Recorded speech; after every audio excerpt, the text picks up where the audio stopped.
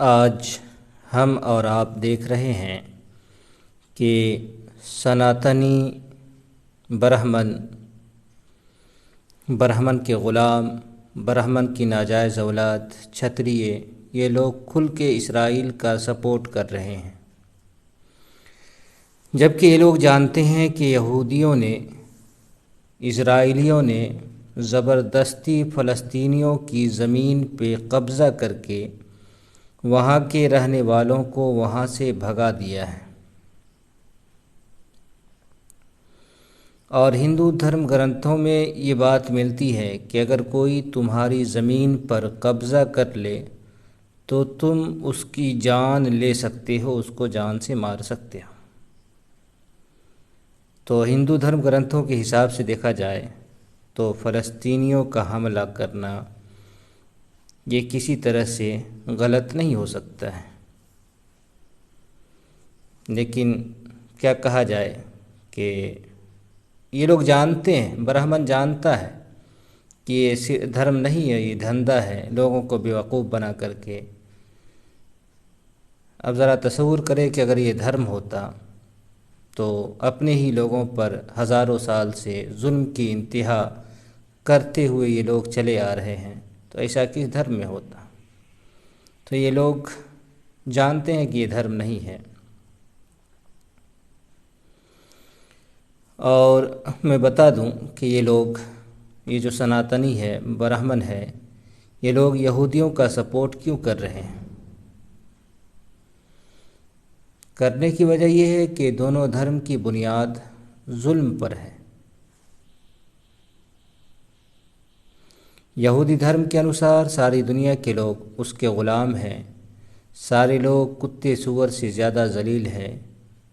یہ ساری دھرتی یہودیوں کی ہے، خدا نے صرف یہودیوں کے لیے دنیا بنائی ہے،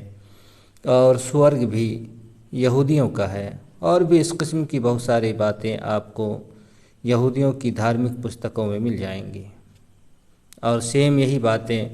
آپ کو سناتن دھرم میں بھی مل جائیں گی،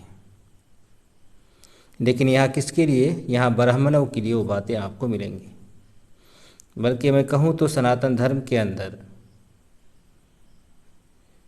یہودی دھرم سے کہیں زیادہ ظلم کی باتیں آپ کو ملیں گی۔ وہاں تو کم از کم ایک یہودی دوسرے یہودی کو اپنا بھائی مانتا ہے، یہودی میں آپس میں میل جول تو ہے ہی، پر یہاں برہمن اپنے ہی دھرم کے ماننے والے شودر کو،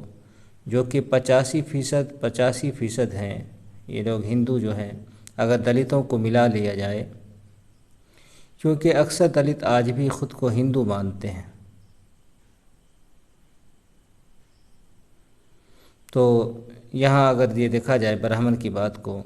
کہ برہمن ہندو دھرم کے اندر یہ سارے لوگ آ جاتے ہیں، تو یہ برہمن لوگ آج بھی ان 85% شودروں کو، اور ان کی دھرم گرنتھوں کے اندر یہ بات ہے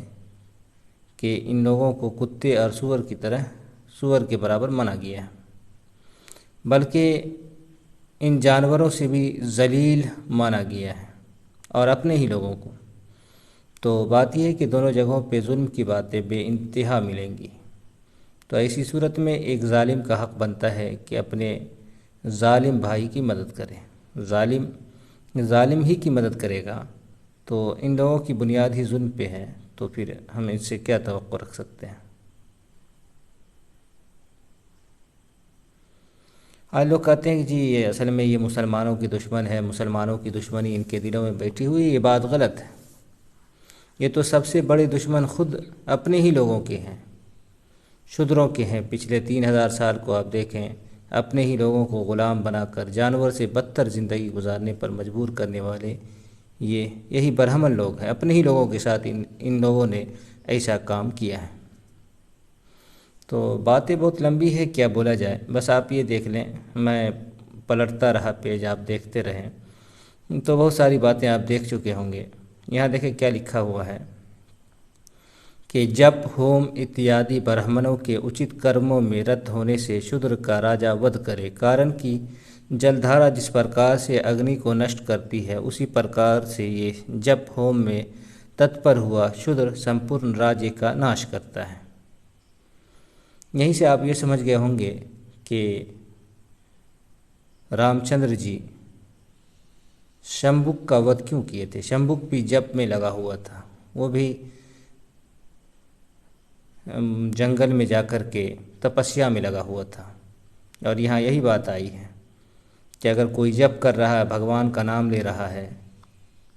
जैसा कि आज शूद्र ही ज़्यादा ले रहे हैं, इन लोगों के पास अकल नाम की कोई चीज़ है नहीं। तो यहाँ देखें, इनकी धार्मिक पुस्तक है, उसके अंदर ये बात लिखी हुई है कि अगर शूद्र जप में भगवान का नाम ले रहा हो, या और भी कोई ब्राह्मण का काम कर रहा हो, जो ब्राह्मण पूजा पाठ वगैरह करता है,